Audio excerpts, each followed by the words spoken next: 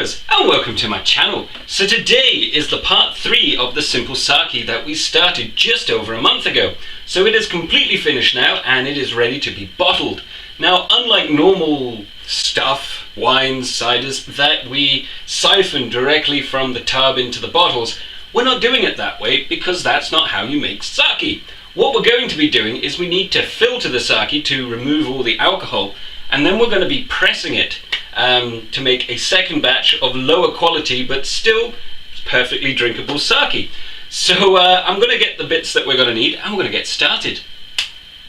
So unlike normal alcohol production where we siphon off the liquid and the rest we discard, for this we're not. We actually want to keep those bits to make it a second batch that we press. So I'm going to give you my first impression. It smells good. It smells fruity, which is weird. Still a bit of CO2, but it smells fruity. So what I'm basically going to be doing is taking my lovely pot, this thing, bucket, that's the word, and I'm pouring the liquid through a strainer.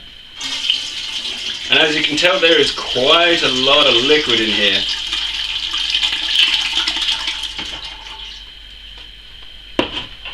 There we go. And this is going to take a while, so yeah. I'll be back once I've done this straining. Fun stuff. So the filtering has been done, the first filtering. It has, I've now got the chunks with a bit of liquid. I also have my pan, which has got this substance in it, which is a milky sake currently. That's because all the kind of sediment and still bits of the grain are in there. It was pretty much clear, slightly off clear, when I was filtering it, but funny enough, it's been mixed up with all the fermentable gunk. So apart from that, let's give this a taste.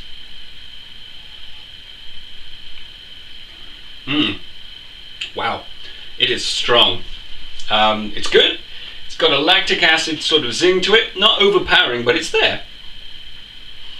It smells floral and it's got kind of a fruity aftertaste, which is very interesting. I'm not entirely sure where that came from, but again, sake does have that, so I am not complaining.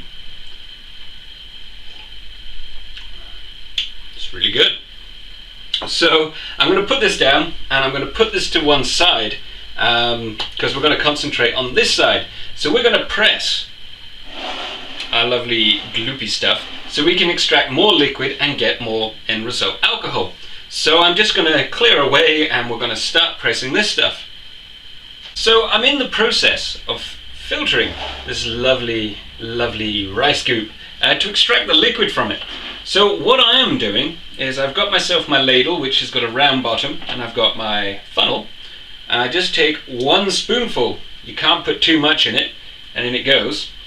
Then I'll show you up here.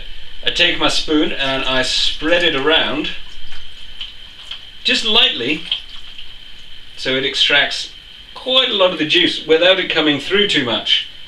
There we go. And then what you end up with is a paste. That is literally sort of half to a third of the size that it was. So yeah, just a little spoonful at a time and around it goes. And it is extracting juice, so I'm not going to argue with it. I'm going to carry on and I'll see you when I'm done.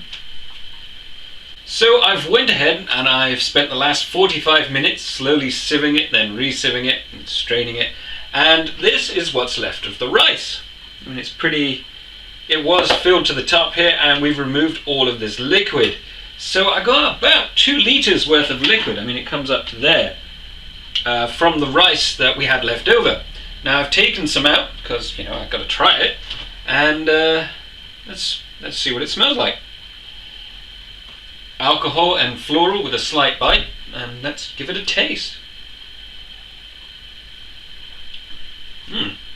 So this one does taste slightly more starchy, very slightly, sort of mouth coating, but it has the same alcohol, bit of a zing, and also sort of like those fruity notes.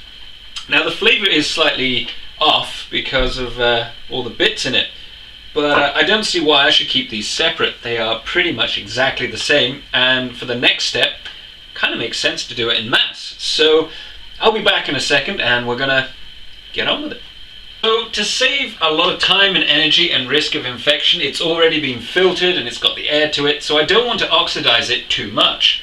So instead of bottling it, which I would have loved to have done today, what I'm going to do instead is put them in these 2-litre sterilized water bottles. Now these are not the final bottles that I'm going to put them in. These are just, funny enough, big bottles that I can add the sake to so it can clear. So I was playing around with a little filter using my vegetable steamer and just a little cotton wool filter just to clear it up. So it started to clear. Most of the particles are out because I wanted to taste it after it's been filtered because it would taste better.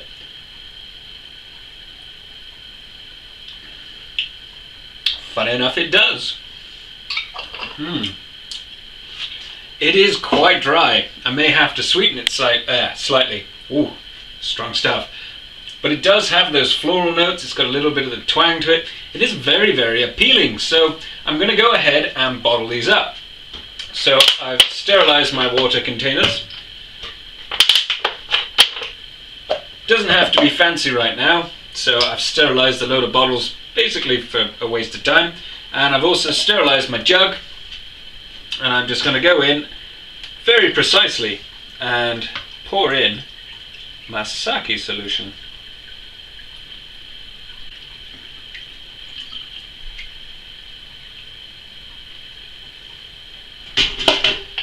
And there's one done already. So after playing about with a simple filter that I made using cotton wool and a strainer, you do end up with something that's not clear. I mean, we still are going to have to leave this to clear down to produce the clear liquid, which is the sake.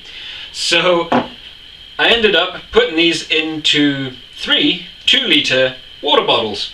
Now the idea is that the sediment will drop out, leaving a lovely clear liquid that we can then take out of these bottles and actually bottle it properly, which was my plan for today. But it's a learning process. I've never made sake before.